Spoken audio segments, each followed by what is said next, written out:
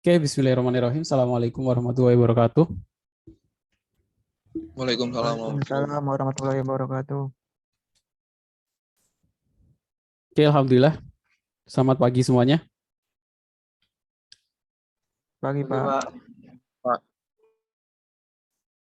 Oke, alhamdulillah di pagi hari ini kita bisa bertemu untuk perkuliahan online kita hari ini. Di hari ini kita akan, karena ini pertemuan pertama ya, mungkin nanti sekilas saja tentang apa saja yang akan kita pelajari selama satu semester ini, termasuk yang pembahasan tentang materi kontrak kuliah ya. Ini mata kuliahnya adalah sistem basis data. Bentar.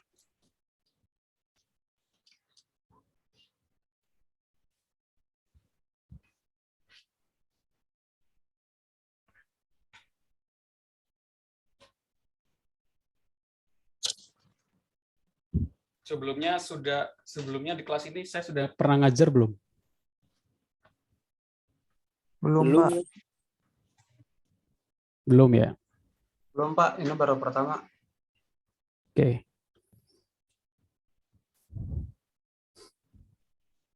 Sebelum saya masuk ke pembahasan tentang kontrak kuliah, mungkin perkenalan dulu ya.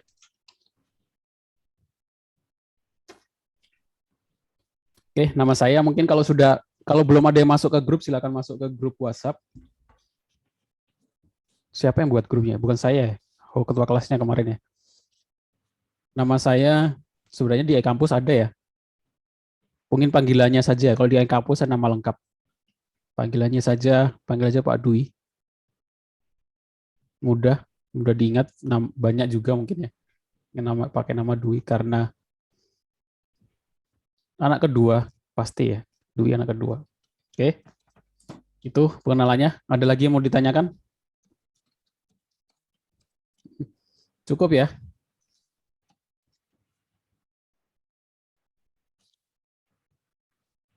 Ada lagi yang mau ditanyakan? Cukup, Pak. Cukup ya. Kalau kontak, silakan. WA saya ada di grup ya, grup WhatsApp. Terus email masing-masing sudah dapat email kampus kan? Email kampus dapat nggak? Belum. Yang @pelitabangsa.ac.id. Kalau belum, kayaknya ada caranya ya. Daftar di Telegram kalau nggak salah. Coba ditanyakan ke prodi gitu ya.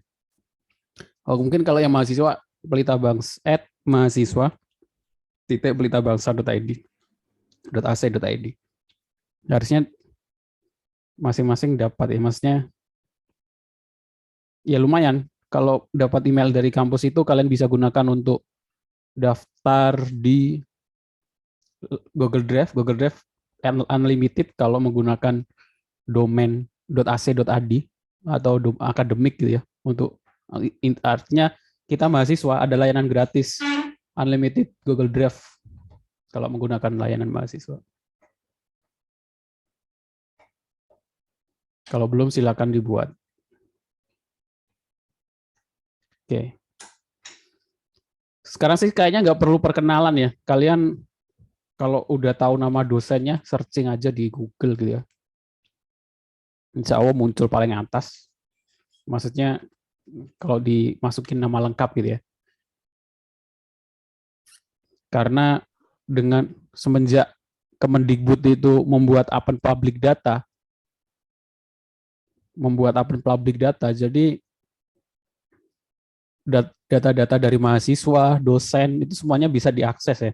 Jadi atas nama ini dia kuliah di mana, semester berapa, ngambil mata kuliah apa saja itu bisa. Kalau dosen biasanya muncul di Google Scholar. Google Scholar itu untuk menunjukkan penelitian-penelitian kita. Dosen ini pernah nerbitin penelitian apa saja. Terus PDDikti, Kemendikbud, data dosen.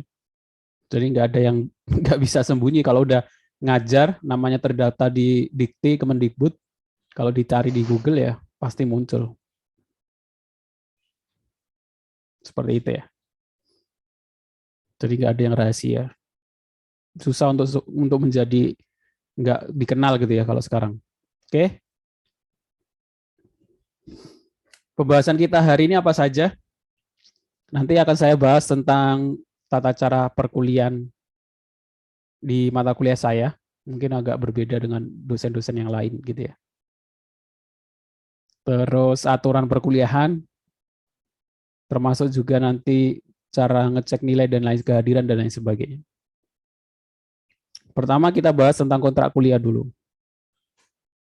Standar ya, kontrak kuliah itu dibagi menjadi 4. Komponennya cuma ini sih, nggak bisa nambah komponen lain, kerapian gitu nggak ada. Komponennya cuma 4 ini, kehadiran, tugas, UTS, sama UAS. Yang membedakan paling presentasi, mungkin dosen beda-beda, maksudnya bobotnya gitu ya. Ada yang merasa tugas itu penting, ada yang merasa kehadiran itu penting, ada yang merasa UTS, UAS itu penting. Kalau saya, kehadiran 15%, tugas 20%, UTS 30, sama UAS 35. Oke? Mungkin ada yang mau nanggapi?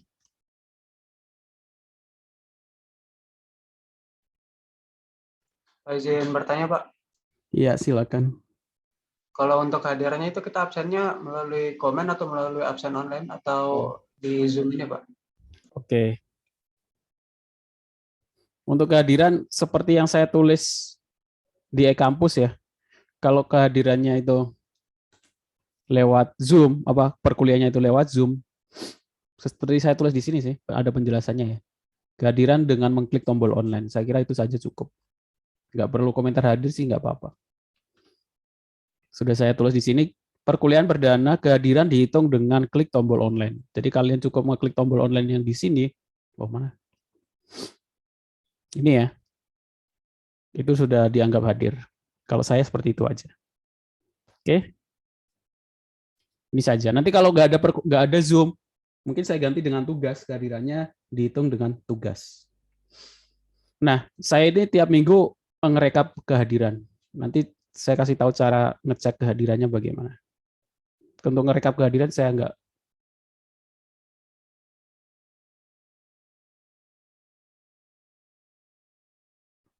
Oke, tes. Suara saya masih kedengaran? Aman, Pak. Aman. Nanti kalau tiba-tiba putus, nanti saya kirim link yang baru ya.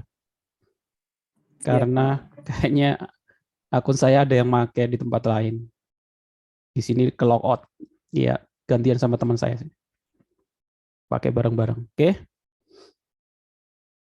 Nanti kalau tiba-tiba putus, mungkin saya kirimkan link yang baru di WhatsApp.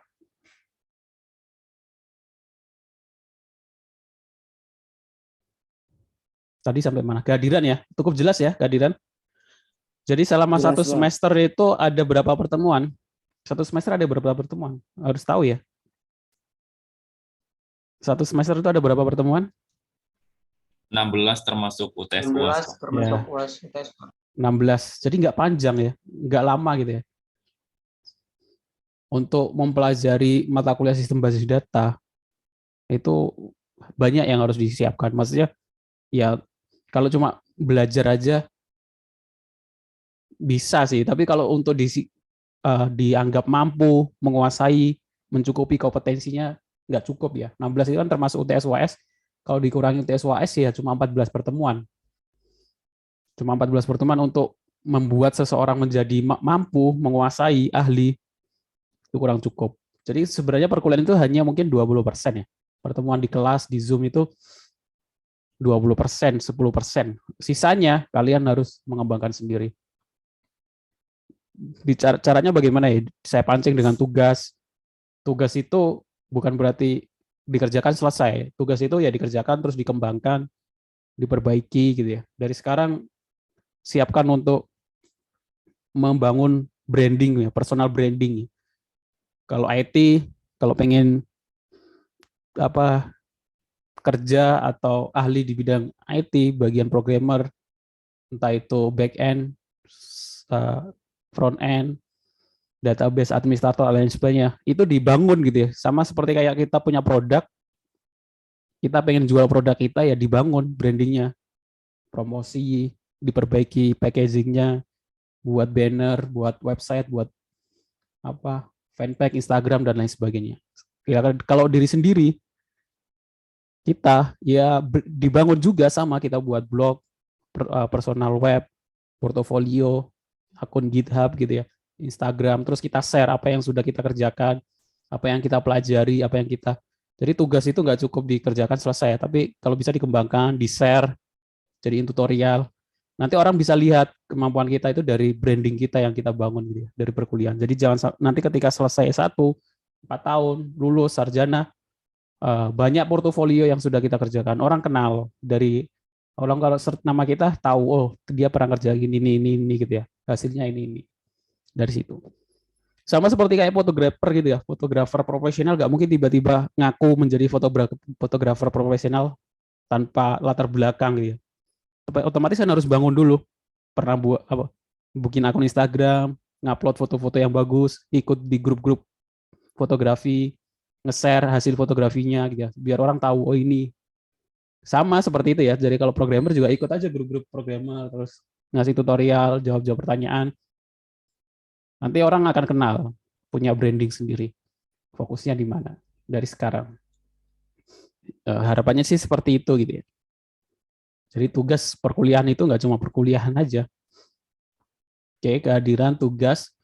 Jadi kalau di saya, setiap tugas terakhir pengumpulannya itu sebelum UTS atau sebelum UAS. Oke, jadi nggak usah nanya lagi kapan terakhir pengumpulan tugas gitu. Jadi pengumpulannya sebelum ujian. Kalau sebelum UTS ya pengumpulannya sebelum UTS, kalau yang setelah UTS pengumpulannya sebelum UAS. Itu saja. Tapi perbedaannya adalah yang ngumpulin lebih dulu sama yang ngumpulin belakangan pasti beda ya. Perbedaannya kalau semua minggu ini, 1 minggu ini saya ada tugas.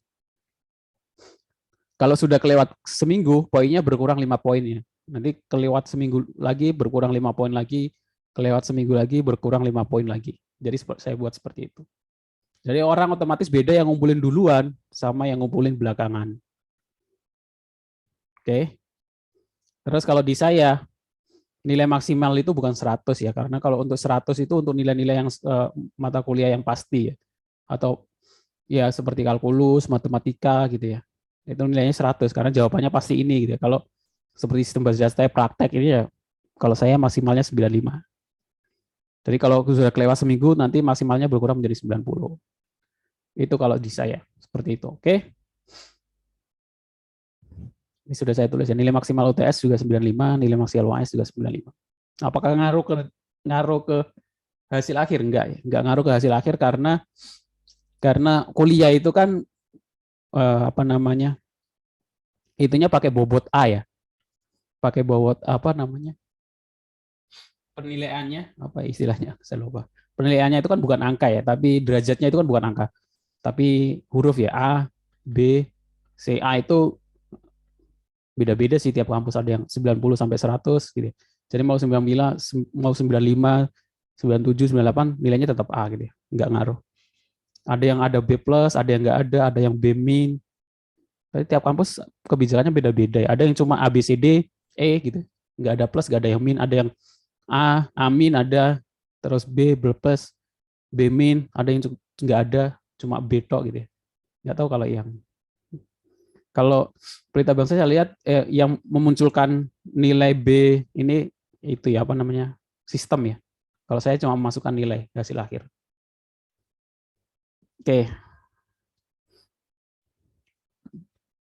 Kemungkinan kalau di saya banyak prakteknya ya, apalagi ini mata kuliah sistem basis data dasar, karena saya lihat beberapa mahasiswa sudah ketika ujian skripsi atau ujian praktek, hal dasar seperti membuat tabel, rancang database, membuat file, relasi antar tabel, join tabel itu masih agak belum paham. Iya, masih belum paham. Harusnya sih mudah gitu ya untuk memahami database harusnya nggak sulit gitu ya. Apalagi kalau yang sudah terbiasa handle data di Excel gitu ya. Saya kira mirip-mirip bentuknya. Seperti itu. Oke. Sampai sini mungkin ada yang mau ditanyakan. Untuk kontrak perkuliahannya.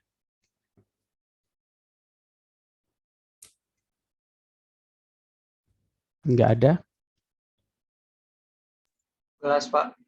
cukup jelas. Jelas, Pak. Saya nggak ada yang, saya nggak suka kalau ada yang nanya-nanya lagi sesuatu yang sudah ini ya, sudah saya sampaikan. Makanya nanti kalau selama saya perkuliahan ada rekamannya, nanti rekamannya saya share. Jadi kalau pengen kurang jelas tinggal lihat rekamannya lagi aja. Kecuali kalau belum ada yang belum saya sampaikan, boleh ditanyakan. Bentar, saya mute dulu. Nah, beberapa aturan perkuliahan. Yang pertama kehadiran. Tadi sudah saya jelaskan, kehadiran itu dari klik tombol online. Kalau Zoom, saya sih usahakan akan ada Zoom terus ya, kecuali kalau ada beberapa kendala, atau kalau saya pengen ngasih kuis gitu ya, biasanya langsung saya kasih tugas, ngerjain ini syaratnya ini. Kalau ada kuis, ngerjain tugas, kehadirannya lewat pengumpulan tugas itu dihitung dari pengumpulan tugas. Kalau ada Zoom, dari klik tombol online. Terus yang kedua, pengumpulan tugas atau laporan. Tugas atau laporan diupload di Google Drive. Jadi saya untuk pengumpulan tugasnya itu saya nggak menggunakan e-kampus, tapi menggunakan Google Drive. Jadi kalian upload di Google Drive, nanti linknya dikumpulkan di Google Form yang saya kasih, yang saya buat. Tiap tugas nanti ada Google Form-nya sendiri-sendiri. Dan jangan lupa, ketika ngupload di Google Drive, default-nya itu ini ya, default-nya itu hanya kalian yang bisa lihat. Jadi harus diganti dulu siapa saja yang memiliki link, biar saya juga bisa akses. Kenapa? Kalau di Google Drive itu saya nggak perlu download ya, saya tinggal klik itu langsung muncul di browser gitu ya. Jadi saya nggak perlu download, jadi lebih mudah juga. Jadi kalian juga manajemen tugasnya juga lebih enak kan. Kalian tinggal buat folder tugas 1, kalian buat sistem basis data, nanti foldernya ada tugas 1, tugas 2, tugas 3 gitu ya. Yang di share adalah linknya. Jadi untuk kalau ingin dipelajari lagi, dilihat lagi saya tugasnya yang belum mana kan lebih mudah dilihat. Itu untuk pengumpulan tugasnya dengan Google Drive. Linknya di mana? Linknya nanti tiap tugas ada sendiri-sendiri di form yang saya sediakan. Oke. Yang ketiga tadi sudah saya jelaskan juga. Terakhir pengumpulan tugasnya adalah sebelum UTS atau sebelum UAS. Tidak ada toleransi gitu ya. Jadi karena waktunya kan panjang. Selanjutnya rekaman perkuliahan. Nah, tiap perkuliahan saya usahakan ada rekaman perkuliahan, jadi yang nggak bisa ikut Zoom masih bisa ngikutin. Walaupun saya yakin ketika ngikutin Zoom perkuliahan seperti ini sambil lihat rekaman, suasana sama rasanya juga pasti beda. Kalau seperti ini kan kalian bisa nanya langsung, kalau lihat rekamannya kan mungkin kalian kehilangan konteks, tapi terus nggak bisa fokus gitu ya. Jadi selama perkuliahan sih saya harap kalian kalau bisa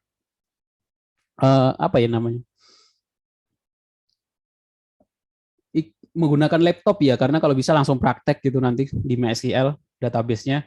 Jadi kalau ada error langsung bisa ditanyakan. Kalau menggunakan ya mungkin bisa HP-nya dipakai Zoom, tapi tetap di depannya itu ada laptop. Jadi kalau nanti ada praktek kalian langsung praktekkan. Kalau error bisa ditanyakan. Kalau pakai Zoom kan layarnya kecil, kadang suaranya nggak jelas, terus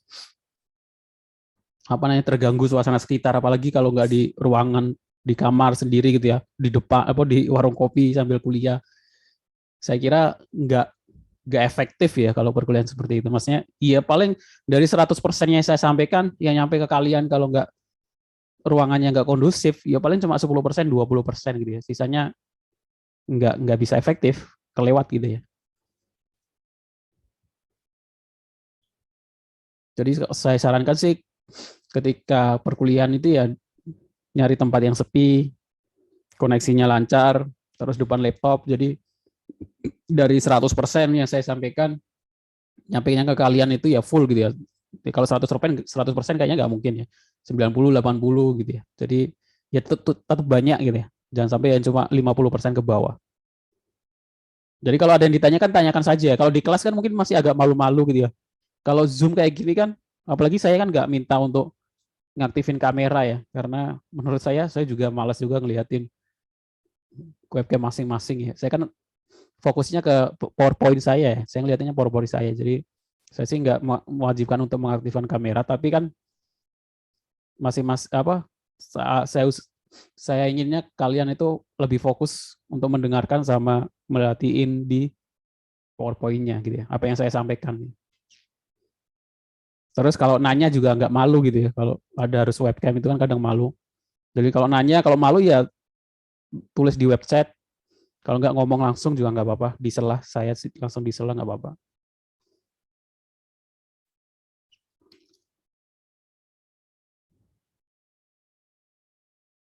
Oke, itu beberapa aturan lanjutannya. Ini ada hadiah, jadi kalau ada yang aktif selama pertemuan, kalau ada yang pertanyaan-pertanyaan menarik, saya janjikan hadiah.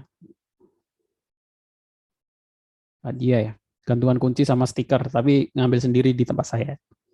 Kecuali kalau pengen nanggung ongkirnya, kalau pengen dikirim gitu ya. Terus revisi tugas. Nah, setiap tugas yang saya kasih, nanti semuanya akan saya koreksi gitu ya. Jadi sama seperti kalau kita main game gitu ya. Kalau kita main game kan level 1 harus diselesain dulu semuanya. Maksudnya diselesain tugas-tugasnya, rajanya dilawan gitu ya. Kalau sudah selesai baru masuk ke level 2. Kalau di perkuliahan saya buat seperti itu. Jadi level 1 nanti ada tugasnya diselesain dulu, baru kita lanjut ke selanjutnya. Jadi ada revisi tugas kalau di saya. Tugas yang saya kasih nanti akan saya koreksi, terus saya nilai, terus saya kasih feedback ya, umpan balik, perbaikannya harus di sebelah mana gitu. Jadi kayak bimbingan gitu. Sebenarnya mirip seperti praktikum gitu ya. Jadi kalau ada perbaikan silakan diperbaiki, boleh direvisi. Kalau nggak ingin revisi ya nggak apa-apa. Sebenarnya ngerjainnya asal-asalan. Ya tetap saya koreksi, kalau asal-asalnya mungkin dapat nilai 20, 30 gitu ya. Untuk upah nulis saja. Kalau nggak mau koreksi ya nggak apa-apa, nilainya segitu ya. Jadi saran saya sih ngerjain tugasnya sungguh-sungguh. Jangan nyontek, itu yang paling penting. Kalau nyontek nggak boleh revisi. Kalau udah ketahuan nyontek nggak boleh revisi. Maksudnya nilainya 0 nggak bisa ngerevisi lagi. Jadi kalau bisa sih nggak perlu, kalau nggak niat untuk ngerjain tugas nggak usah dikerjain sekalian. Pertama, kalian juga nggak sibuk-sibuk, nggak perlu capek-capek untuk nyontek. Kedua, saya juga nggak perlu capek-capek untuk ngoreksi tugas yang hasil contekan. Jadi fair gitu ya. Kalau nggak pengen ngerjain ya nggak usah sekalian. Itu saja. Harusnya mudah. Terus reminder perkuliahan. Yang masuk grup atau yang nanti daftar di chatbot, nanti saya ingatkan untuk ada perkuliahan jam sekian, materi sekian di Zoom, link aturannya bagaimana, materinya apa itu, masing-masing akan dapat pengingat ya, reminder 1 jam atau 2 jam sebelum perkuliahan. Saya buat seperti itu biar ya siapa tahu ada yang kelupaan gitu. Oke. Terus UTS UAS-nya nanti kalau UTS UAS-nya project ya. Jadi buat project masing-masing, nggak kelompok, presentasi kemungkinan ada, kalau presentasi bisa iya bisa enggak ya. Nanti kita lihat dulu. Yang penting nggak kelompok, semua tugasnya individu. Biar apa? Ya biar memastikan kalian selama ngikutin perkuliahan saya ini ngikutinya dengan sungguh-sungguh gitu ya. Kalau nggak ngikutin sungguh-sungguh nggak usah sekalian. Kalau saya sih mudahnya seperti itu sih. Makanya saya tulis di sini UTS UAS 30 sama 35 ya. Jadi kalau pengen lulus tapi males kerjain tugas, ikut UTS UAS. Dan jangan nyontek, tapi UTS UAS-nya jangan nyontek juga. Kalau UTS UAS-nya nyontek ya nggak bisa ya, nggak bisa ditolong. Kalau pengen lulus tapi malas ngerjain tugas, saya cuma pengen lulus aja, ikut UTS UAS, tapi nilainya C, nggak mungkin, nilai paling minimal, nggak mungkin, maksudnya nggak mungkin peng B gitu ya, tapi nggak pernah ngerjain tugas sama sekali, nggak bisa. Kalau ikut UTS UAS, tugasnya setengah, kehadiran setengah, B. Tugasnya lebih banyak dikit, kehadirannya lebih banyak dikit, B+. Tugasnya full, kehadiran full, ikut UTS UAS, nggak nyontek, A. Itu saja pembagiannya. Nggak susah kan harusnya. Oke. Yang nggak lulus apa? Yang nggak lulus ketahuan nyontek ketika UAS atau UTS, sama nggak ikut UTS UAS, itu saja. Jadi yang nggak lulus di mata kuliah saya itu apa? Yang nggak ikut UTS atau nggak ikut UAS, itu ya otomatis nggak lulus ya. Maksudnya masa nggak ikut UTS? Silakan nanti ikut UTS susulan atau ikut semester pendek yang lain sebagainya. Sama ketahuan nyontek ketika UTS atau ketika UAS. Jawabannya sama persis dengan jawaban orang lain, nggak saya luluskan di UTS UAS. Oke? Saya kira aturan seperti itu di mana-mana juga seperti itu ya. Jadi saya pengennya itu nggak mau ada mahasiswa yang ikut mata kuliah saya, terus selama 1 semester ditanya, selama 1 semester itu belajar apa, dia nggak bisa jawab. Jadi nggak tahu yang dipelajari itu apa gitu. Karena ya ada mahasiswa seperti itu kan ada banyak, nggak cuma 1 semester, bahkan yang sampai lulus S1 terus ditanya selama kuliah S1 4 tahun itu dapat apa, belajar apa, nggak bisa jawab, itu kan aneh gitu ya. Ini saya nggak mungkin seperti itu, nggak ingin seperti itu. Jadi paling nggak di sistem basis data, kompetensi yang ingin saya capai masing-masing mahasiswa adalah paham apa itu database, bagaimana buat tabel, bagaimana ngisi tabel, bagaimana delete tabel, operasi tabel, join tabel, buat trigger, buat view. Itu saja sih, harusnya nggak susah. Oke. Nanti diimplementasi ke sistem, nanti mungkin saya usahakan ada bagaimana membuat aplikasi yang menggunakan database gitu ya. Oke, karena ada juga kan aplikasi yang nggak butuh database, gitu ada.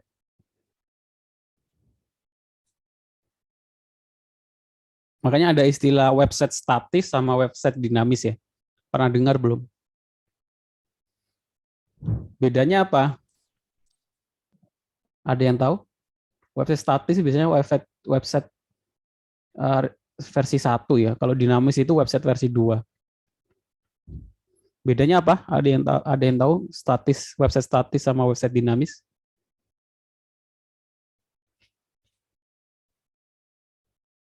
Masa nggak ada yang tahu? Tinggal jawab. Kalau nggak ditulis di website, di chatting. Kalau malu ngomong, kalau nggak ada speakernya.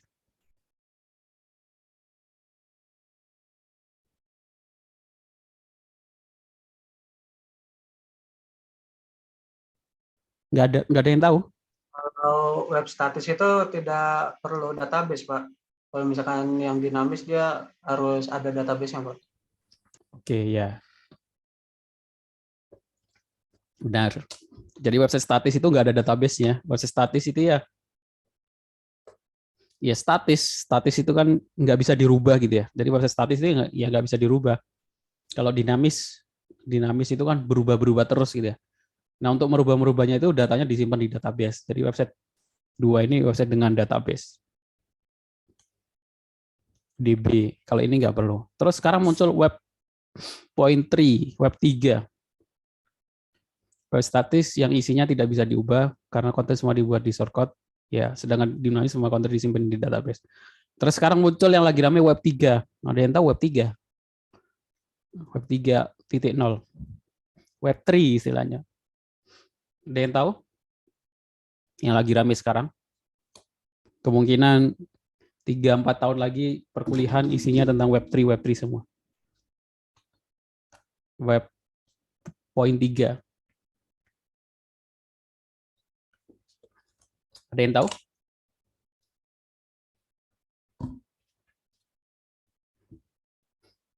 Nggak ada?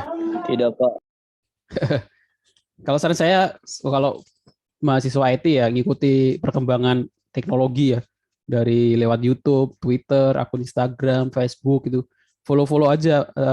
Kan sekarang banyak akun-akun entah itu Instagram, Facebook atau Twitter yang sharing tentang perkembangan teknologi ya, diikuti aja biar nggak ketinggalan.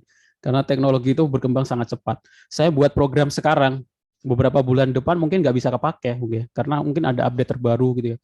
Entah versi bahasa pemrogramannya, plugin-nya, framework-nya udah diganti gitu ya. Jadi sangat cepat, bisa 2-3 bulan itu berubah-berubah. Muncul framework baru, teknologi baru. Web3 ini ada hubungannya sama blockchain. Blockchain tahu blockchain? Blockchain kan identik dengan desentralisasi. Bedanya kalau web dinamis ini kan database-nya di satu tempat. Web3 ini pengembangan dari blockchain. Blockchain kan desentralisasi, datanya nyebar gitu ya. Enggak sentralisasi, jadi datanya nyebar. Web3 itu web yang datanya disebar. Sekarang sudah banyak sih Web3. Jadi datanya belum ada sih. Ada kemarin, kalau yang ngikutin video Raditya Dika, video yang terakhir yang bahas tentang NFT, blockchain, sebenarnya itu kan iklan sosial media berbasis Web3 ya, berbasis blockchain gitu ya. Datanya itu terdesentralisasi. Jadi datanya itu nggak disimpan di pemilik web, datanya itu di masing-masing pengunjung. Sama kayak blockchain.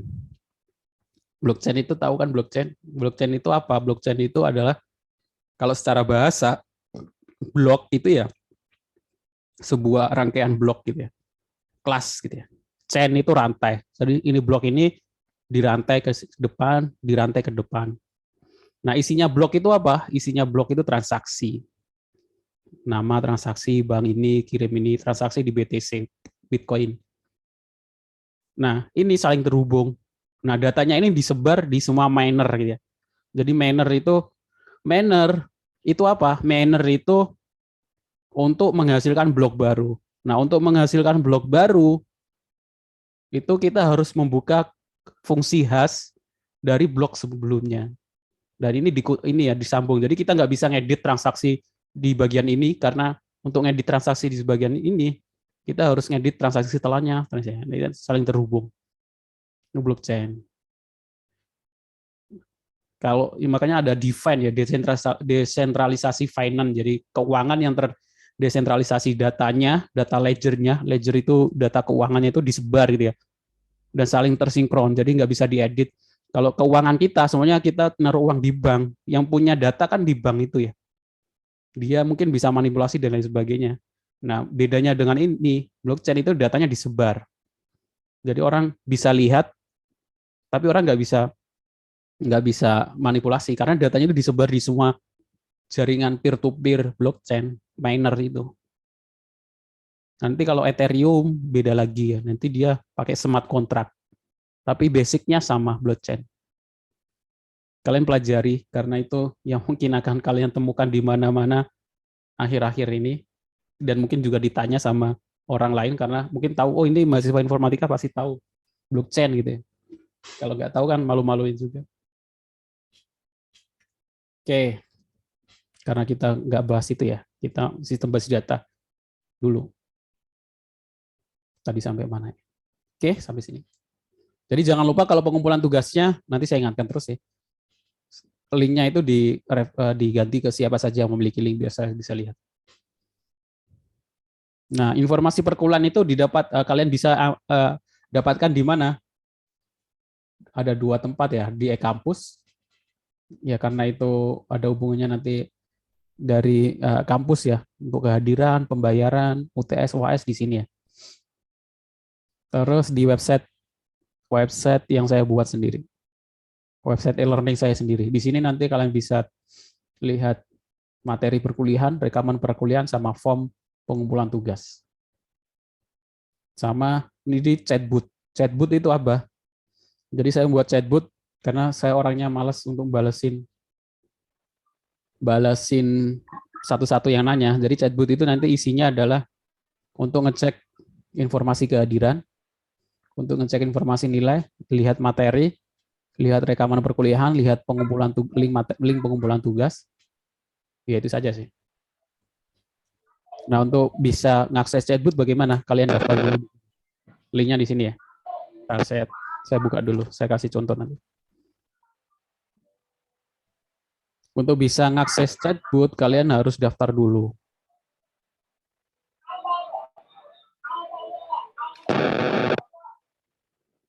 Kalian kunjungi link e-learning saya Bentar, saya mute dulu nih.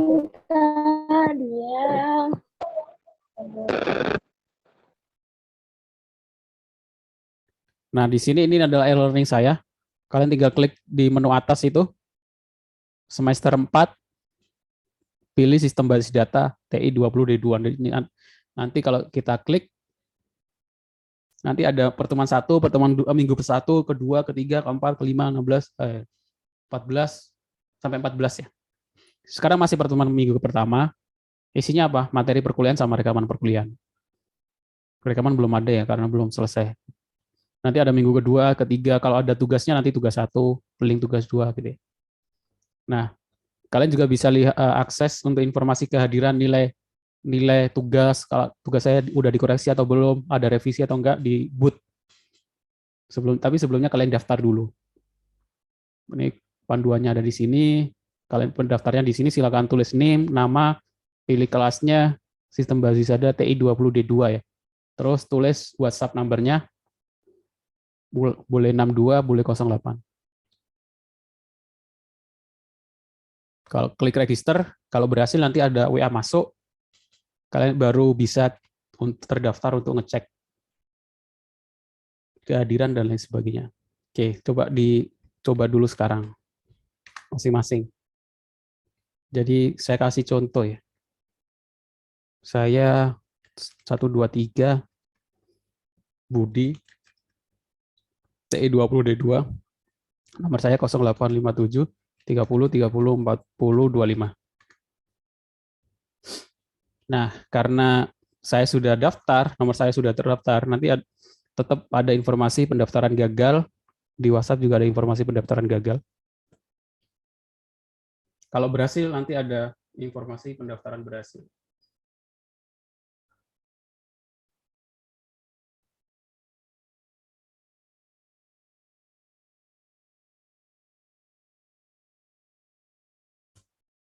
Kalau berhasil bagaimana? Ntar saya kasih tunjuk.